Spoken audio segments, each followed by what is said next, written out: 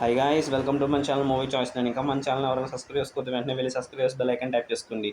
Super star prince Mahesh బాబు mass dashing director అయిన పూరి జగన్నాథ్ గారి కాంబినేషన్లో వచ్చిన మూవీస్కి ఆడియన్స్లో యమ క్రేజ్ ఉంటుంది.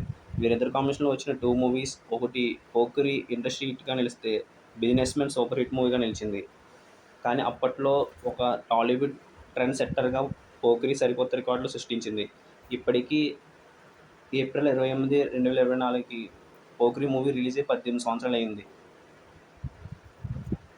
ఈ పోకిరి మూవీకి అప్పట్లో ఆయన బడ్జెట్ 10 కోట్లు. 10 కోట్లతో ఈ మూవీని తీస్తే బాక్స్ ఆఫీస్ వద్ద 70 కోట్ల గ్రాస్ కలెక్షన్తో 40 కోట్ల షేర్తో ఆల్ టైమ్ ఇండస్ట్రీగా నిలిచింది.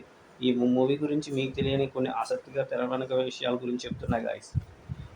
ఈ పోకిరి మూవీని 2006లో మహేష్ బాబు గారు హీరోగా డైరెక్టర్ పూరి జగన్నాథ్ గారు తీయకముందే పూరి గారు తన ఫస్ట్ మూవీ అయిన బద్రీ కన్నా ముందే ఈ స్టోరీని 6 సంవత్సరాలు ముందే రెడీ చేసుకున్నారు. ఫస్ట్ ఈ స్టోరీకి హీరోలుగా పవన్ కళ్యాణ్ గారిని లేకపోతే రవితేజ గారితో మూవీ చేద్దాం అనుకున్నారు.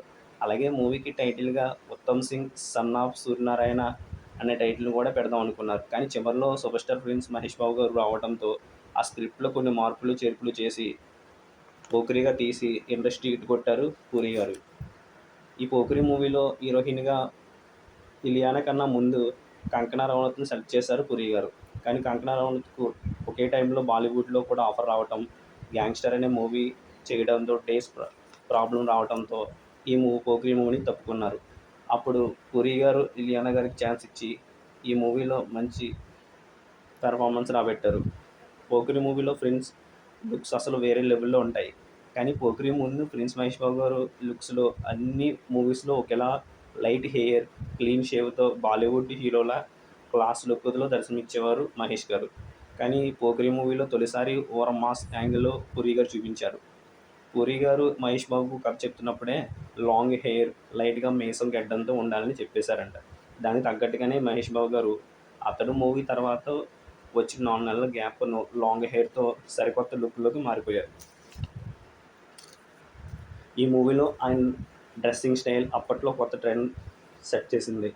పూరి గారు డైలాగ్స్ చెప్తుంటే చిన్న పెద్ద తెలియకుండా, తేడా లేకుండా అందరూ మైండ్ సెట్ని మార్చేసింది ఈ మూవీ. దానికి తోడు మణిశర్మ గారి పాటలు ఒక ఊపు ఊపేశాయి. అప్పటికి ఇప్పటికి ఎప్పటికీ టీవీలో వచ్చిన ప్రతిసారి Pokiri all time records create చేస్తుంది. మొన్న రిలీజ్ అయిన రిలీజ్లో కూడా తన పవర్ ఏంటో చూపించింది. That is Pandugadu. Prince Mahesh Babu stamina ఇది. ప్రిన్స్ మహేష్ బాబు గారు ఫ్యాన్స్ ఎవరైనా ఉంటే ఈ వీడియో సంబంధించి మీకు ఏమైనా తెలిసిన విషయాలు ఉంటే మాతో కలిసి కామెంట్ సెక్షన్లో షేర్ చేసుకోండి. అలాగే మన ఛానల్ని సబ్స్క్రైబ్ చేయండి. వీడియో నచ్చినట్లయితే మన మూవీ చాయిస్ 9 ఛానల్ని సబ్స్క్రైబ్ చేయండి, లైక్ చేయండి. మరిన్ని ఇలాంటి మూవీ అప్డేట్స్ కోసం మన ఛానల్ కూడా సబ్స్క్రైబ్ చేయండి. Thank you for watching. Have a nice day. జై హింద్.